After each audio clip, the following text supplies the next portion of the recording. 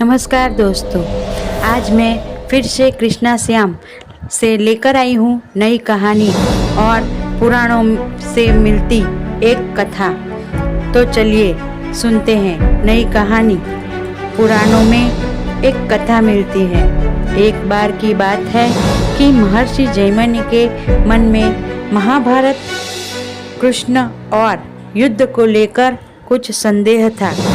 उन्होंने अपने इस संदेह के निवारण के लिए मार्कंडेय ऋषि से संपर्क किया और उनसे इस संदेह का निवारण का आग्रह किया। उस समय मार्कंडेय मुनि के संध्या वंदन का वक्त था, वो चला था।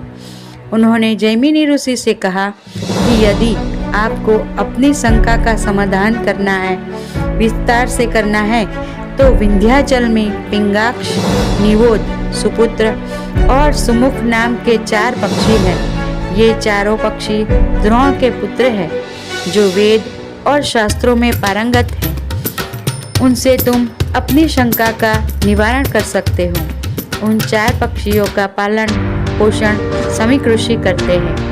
यह सुनकर जैमिनी ऋषि ने विस्मित होकर पूछा कि पक्षी द्रोण के पुत्र कैसे हो सकते हैं? मानवों की भाषा का ज्ञान पक्षियों को कैसे हो सकता है? वे कैसे मेरी शंका का समाधान कर सकते हैं? यह सुनकर मार्कंडेय ने कहा कि एक बार की बात है, देवमुनि नारद अमरावती नगर पहुँचे। अमरावती के इंद्र ने नारद का स्वागत किया और सत्कार भी किया और उनको बिठाकर कहा कि देवमुनि, आपको विदित है कि देवसभा में रंभा, उर्वशी, तिलोत्तमा, मेनका, धृताची, उर्वशी आदि देवगण, गणिकाएं, अप्सराएं और नर्तकियां हैं। आपके विचार से इनमें से श्रेष्ठ कौन है? नारद ने उन अप्सराओं को संबंधित कर पूछा कि हे देव गणिकाओं, तुम लोग में से जो अधिक सुंदर, सरल संलाप आदि विद्याओं में श्रेष्ठ है, वही हमारे समक्ष नृत्य करे।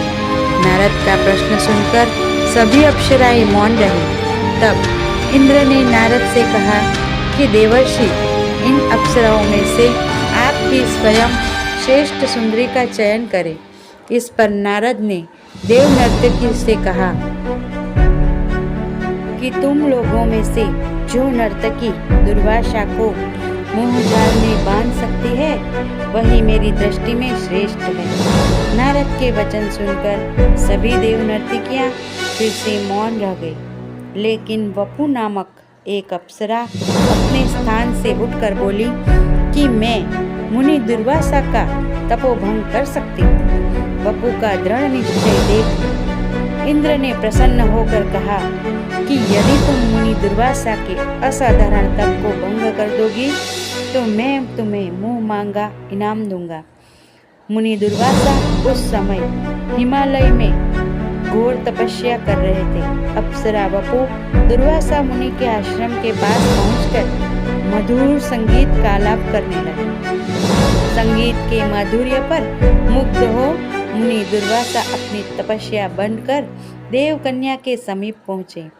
अपने तपोभंग करने वाली देवांगना को देखकर क्रुद्ध हो गए और गुस्से से श्राप दे दिया कि देवकन्ये, तुम मेरी तपस्या में विघ्न डालने के षड्यंत्र से यहाँ आई हो, इसीलिए तुम गरुड़ कुल में पक्षी बनकर जन्म धारण करोगे। अप्सरा वपु भयभीत हो गई और उसने दुर्वासा मुनि से अपने अपराध की क्षमा मांगी। वपु पर दया करके महर्षि दुर्वासा ने कहा कि तुम 16 वर्ष तक पक्षी रूप में जीवित रहकर 4 पुत्रों को जन्म दोगी। तदनंतर बाण से घायल होकर प्राण त्याग करके पूर्व इस अप्सरा रूप को प्राप्त करोगी। दुर्वासा मुनि के श्राप के प्रभाव से वपु ने गरुड़वंशीय कंधर नामक पक्षी की पत्नी मदनिका के गर्भ से कैक पक्षी के रूप में जन्म लिया। उसका नाम ताक्षी था। बाद में उसका विवाह मंदपाल के पुत्र द्रोण से हो गया। 16 वर्ष की आयु में उसने गर्भ धारण किया। इसी अवस्था में उनके मन में महाभारत युद्ध देखने की इच्छा जागृत हुई। वह आकाश में उड़ रही थी। उसी समय अर्जुन ने अपने किसी शत्रु के ऊपर बाण का संधान किया था। दुर्भाग्यवश यह बाण तारक्षी के पंखों को छेदता हुआ निकल गया और वह अपने गर्भस्थ अंडों को गिराकर स्वयं भी मृत्यु को प्राप्त होकर पुनः अपने अप्सरा रूप में आकर देवलोक चली गई। लेकिन उसने अंडे के गर्भ के विच्छेद के कारण पृथ्वी पर गिर पड़े अंडे संयोगवश उसी समय युद्ध लड़ रहे भगदत्त के सुप्रवीक नामक गजराज का विशालकाय गलगंठ भी बाण लगने से टूटकर गिरा और उसने अंडों को आच्छादित मतलब के ढक दिया और कुछ समय बाद अंडों से बच्चे निकले। तभी उस समय मार्ग से विचरण करते हुए मुनि शमीक आ निकले। मुनि उन पक्षी शावकों पर अनुकंपा करके अपने आश्रम में ले जाकर पालने लगे। कुछ समय बाद वे परिपुष्ट होकर मनुष्य की वाणी बोलते हुए अपने गुरु यानी मुनि को प्रणाम करने गए। मुनिवर शमीक ने विस्मित होकर उनसे पूछा कि तुम कैसे यह वाणी बोलते हो। तब उन 4 पक्षियों ने अपने पूर्वजन्म का वृत्तांत सुनाया। उन्होंने कहा कि मुनिवर, प्राचीन काल की बात है, मैं विपुल नामक एक तपस्वी ऋषि थे। उनके सुकृत और तंबूर नामक 2 पुत्र हुए। हम चारों सुकृत के पुत्र थे। एक दिन इन पक्षियों के रूप में हमारे पिता के आश्रम में पहुंचकर इंद्र जी ने मनुष्य का मांस मांगा। हमारे पिता ने हमें आदेश दिया कि हम पितृ ऋण चुकाने के लिए इंद्र का आहार बने। हमने नहीं माना। इस पर हमारे पिता ने हमें पक्षी रूप में लेने का श्राप दे दिया और स्वयं पक्षी का आहार बनने के लिए तैयार हो गए। तब इंद्र ने प्रसन्न होकर हमारे पिता से कहा कि मुनिवर, आपकी परीक्षा लेते के लिए मैंने मनुष्य का मांस मांगा था। आप बड़े दयालु हो, मुझे इसकी आवश्यकता नहीं है। यह कहकर इंद्र ने अपने लोक चले गए। हे गुरुवर, इसके बाद हमने अपने पिता से कहा कि पिताजी, हम पर कृपा करके हमें श्राप से मुक्त कर दीजिए। हमारे पिता ने अनुग्रह करके हमें श्राप मुक्त होने का उपाय तो बता दिया। पुत्रों, तुम लोग पक्षी रूप में नानी बनकर कुछ दिन विंध्याचल पर्वत की कंदरा में निवास करोगे। महर्षि जैमिनी तुम्हारे पास आकर अपनी शंका का निवारण करने के लिए तुम लोगों से प्रार्थना करेंगे। तब तुम लोग मेरे श्राप से मुक्त हो जाओगे। इस कारण हम पक्षी बन गए। उपरोक्त सारा वृत्तांत शमीक ऋषि ने उन्हें समझाया कि तुम लोग शीघ्र विंध्याचल में चले जाओ।